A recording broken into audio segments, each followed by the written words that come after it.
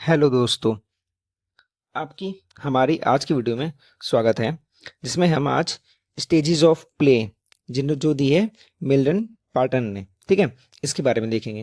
देखिए, जो Milton pattern है उन्होंने इसमें ये बताया है कि जो बच्चे होते हैं वो प्ले के द्वारा, खेल के बहुत कुछ चीज़ें सीखते हैं। यानी आप कह सकते हैं कि बच्चों का एक लर्निंग का मेन सोर्स प्ले भी है। तो उस पर उन्होंने रिसर्च करते हुए अपनी 6 स्टेजेस दी, जिसमें से पहला है आपका अनऑक्यूपाइड प्ले, ठीक है। दूसरा है आपका सॉलिटरी प्ले। तीसरा है आपका ऑन लुकर प्ले। और चौथा है आपका पैरेलल प्ले। पांचवा है एसोसिएटिव प्ले। और सिक्स्थ है आपका कोऑपरेटिव प्ले। तो आगे इसमें हम देखेंगे इनके बारे में क्या क्या इनके स्टेज में बताया गया है। आइए हम अपना शुरू करते हैं।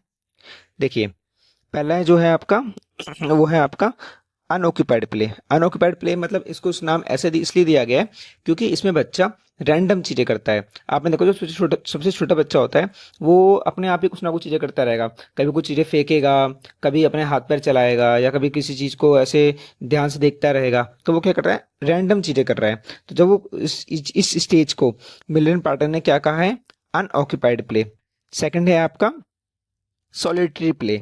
इसमें क्या होता है कि बच्चा वेन चाइल्ड प्ले अलोन, यानी जब बच्चा बिल्कुल अकेले खेलता है। आपने देखा होगा कई बार, जब थोड़ा सा बच्चा बड़ा होता है तो वो क्या करता है, अपने गुड़ियाओं के साथ, अपने खिलौने के साथ अकेले कोने में बैठ के उनसे बातें करेगा, उनसे खेलेगा। उसको किसी की ज़रूरत नहीं है, वो चुपचाप अकेले खेलते रहेगा। उसको ना किसी फ्रेंड की ज़रूरत है, ना उसको किसी अदर पर्सन की ज़रूरत है।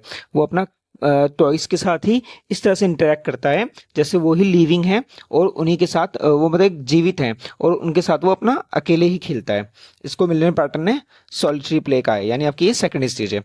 इसके बाद बच्चा थर्ड स्टेज पे आता है, वो है आपका ऑन लुकर प्ले। यानी जब बच्चा थोड़ा सा बड़ा होता है तो वो देखता है कि उसके आसपास के बच्चे भी खेल रहे हैं। अब वो ये देखता है, वो ये ऑब्जर्व करता है, इससे इसकी ऑब्जर्वेशन स्किल भी बढ़ती है बच्चे की, कि जो बाकी बच्चे हैं वो किस तरह से खेल रहे हैं, वो अपने टॉयज के साथ किस तरह से एक्टिविटीज कर रहे हैं, है ना। और फिर वो वही चीज़ें देखता है और उन्हीं को सेम कॉपी करता है अपने ऊपर, और सेम चीज़ें करता है। वो आपने देखा होगा, पर आपस में वो एक साथ नहीं खेलते हैं, ना बातें करते हैं, बस वो एक दूसरे को ऑब्जर्व करते हैं और फिर उसी तरह से उन पैटर्न को या उस तरीके को फॉलो करते हैं। अगला है आपका पैरेलल प्ले। ये भी कुछ इसी की तरह है कि बच्चा इस बार क्या कर रहा है कि वो पैरेलल खेल रहा है, यानी वो इंटरेक्ट नहीं कर रहा है। और वो जैसे दो बच्चे खेल रहे हैं तो वो अपना एक दोनों बच्चे अपना अलग अलग सेपरेट खेल रहे हैं अपने टॉयज के साथ, ठीक है। एसोसिएटिव प्ले में क्या होता है कि बच्चा जब गेम खेलता है तो वो खेलता तो अलग अलग ही है, इंटरेक्शन नहीं होता उनके बीच में, पर वो अपने टॉयज को या अपनी चीज़ों को शेयर करता है, या कई बार अपने पॉइंट्स को भी शेयर करता है कि मैं तो अब ये करूंगा इसके साथ। दूसरा बच्चा बोलता है कि मैं ये चीज़ करूंगा इसके साथ। तो इस तरह से वो एसोसिएट कर रहे हैं, आपस में एक दूसरे से बातचीत बातचीत कर रहे हैं, ऊपर एक साथ खेल नहीं रहे हैं, अपनी चीज़ें शेयर कर रहे हैं, अपने थॉट्स शेयर कर रहे हैं बस। अगला है आपका कोऑपरेटिव प्ले।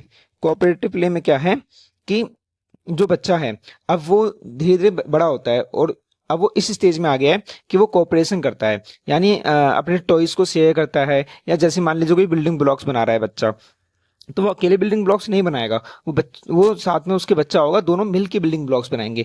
वो एक दूसरे से संयोग करेंगे, एक दूसरे से मिल के एक दूसरे को सपोर्ट करके वो अपनी थिंकिंग्स को शेयर करके कि हाँ, इसको ऐसे लगाते हैं, इस चीज़ को यहाँ पे खड़ा करते हैं, या फिर इस ब्लॉक को यहाँ पे यूज़ करते हैं। ऐसे करके वो आपस में दोनों बात करके एक साथ मिल के उस गेम को खेलते हैं।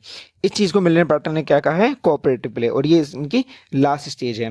तो इस थ्योरी में आपको मेनली ये याद रखना है कि मिलियन पार्टनर ने कौन सी थ्योरी दी थी, तो स्टेजेस ऑफ प्ले या टाइप्स ऑफ प्ले, ठीक है।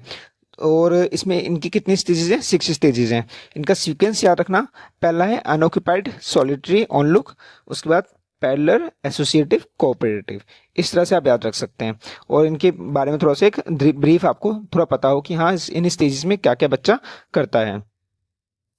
अभी तक हमने साइकोलॉजी की जो ये हमारी सीरीज है इसमें बहुत सारी चीज़ें ख़त्म कर ली हैं। आगे हम और भी देखते हैं, ठीक है। तब तक के लिए आपका धन्यवाद। चैनल को सब्सक्राइब और लाइक ज़रूर करें और हमारे साथ जुड़े रहें।